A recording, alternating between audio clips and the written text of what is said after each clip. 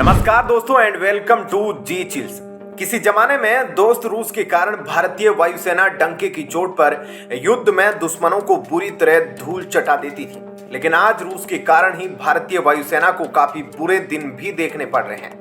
यहाँ तक कि पाकिस्तान जैसा कमजोर देश भी वायु सेवा के मामले में भारत को जबरदस्त कंपटीशन दे रहा है।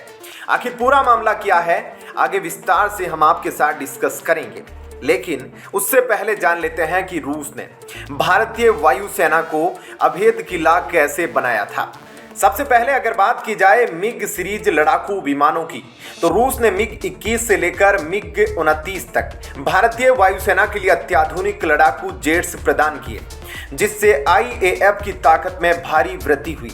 इसके बाद रूस के सुखोई ने भारतीय वायुसेना में जबरदस्त जलवा दिखाया।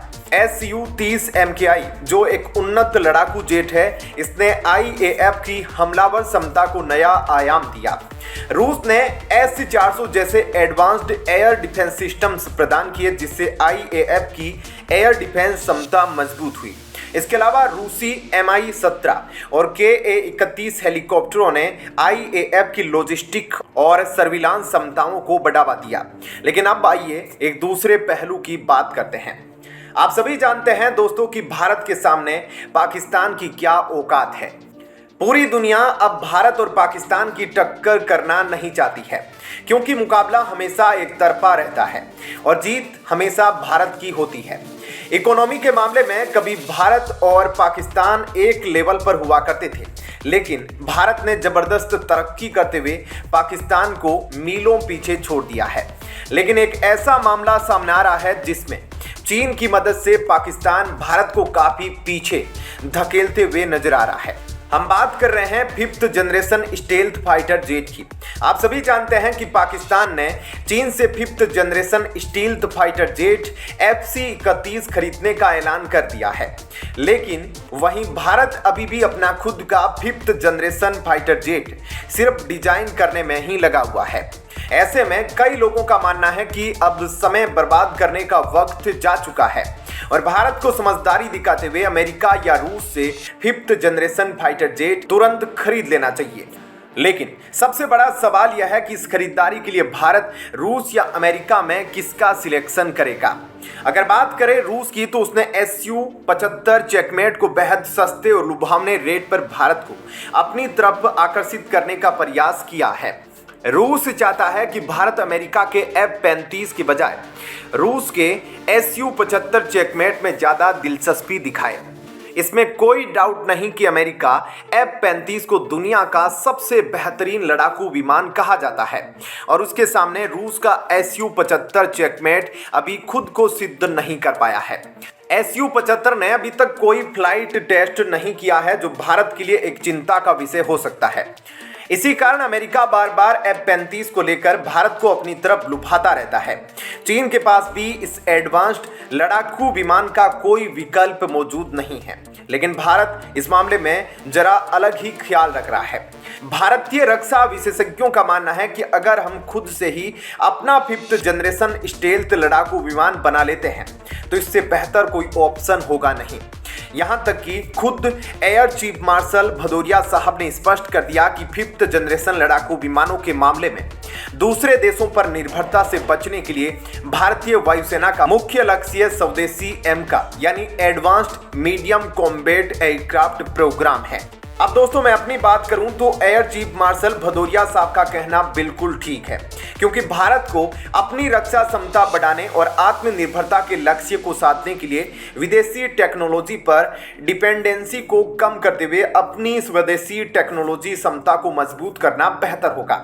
आज के डेट में अगर देखा जाए तो धीरे धीरे कई बड़े देश हमें फाइटर जेट इंजन का 100% टेक्नोलॉजी ट्रांसफर करने के लिए तैयार हो रहे हैं। ऐसे में आप अपनी राय नीचे कमेंट में बताएं कि क्या भारत को जल्दबाजी में विदेशी 5th जनरेशन एयरक्राफ्ट खरीद लेना चाहिए या फिर आराम से काम करते हुए खुद का 5th जनरेशन लड़ाकू विमान स्वदेशी तरीके से तैयार करना चाहिए। आप सभी अच्छे से जानते हैं कि भारत को न केवल अपनी वायुसेना की तत्काल जरूरतों को पूरा करना है, बल्कि लॉन्ग टर्म में सेल्फ रिलायंट टेक्नोलॉजी के साथ साथ स्ट्रेटेजिक इंडिपेंडेंस की दिशा में भी आगे बढ़ना है।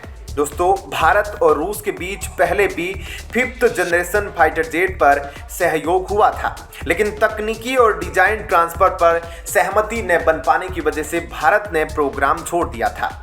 यहाँ पर उन लोगों को जरा ध्यान देना चाहिए जो भावनाओं में बहकर रूस प्रेमी बन जाते हैं।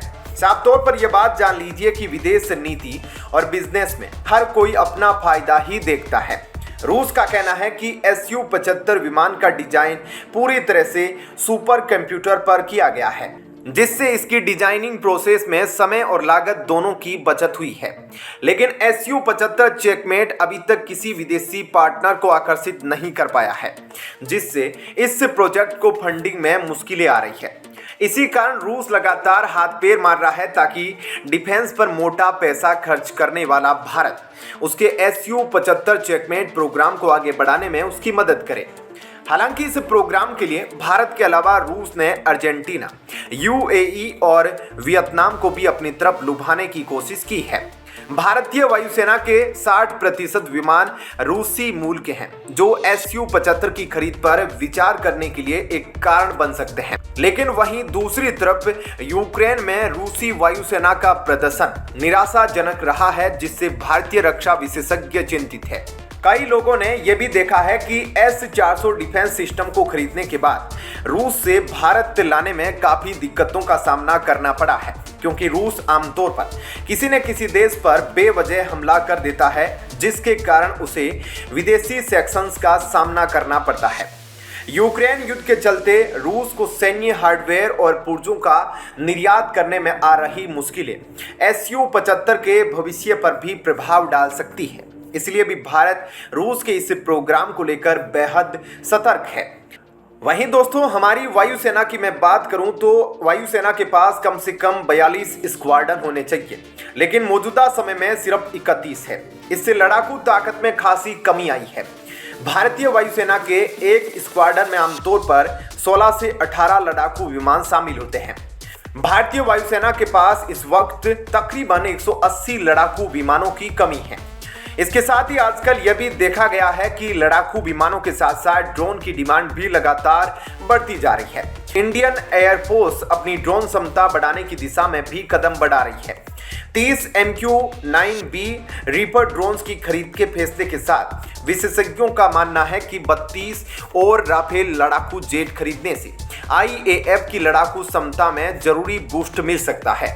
दोस्तों, आप नीचे कमेंट में बताएं, क्या भारत को अमेरिका F-35 इमरजेंसी तौर पर खरीदने का फैसला लेना चाहिए या फिर स्वदेशी तरीके से आगे बढ़ना चाहिए, जैसा कि मेरा मानना है। जानने से पहले वीडियो को लाइक करें, चैनल को सब्सक्राइब करें। तुरंत आ रहा हूं एक और नई अपडेट लेकर। वीडियो में अंत तक हमारा साथ देने के लिए धन्यवाद। नमस्कार।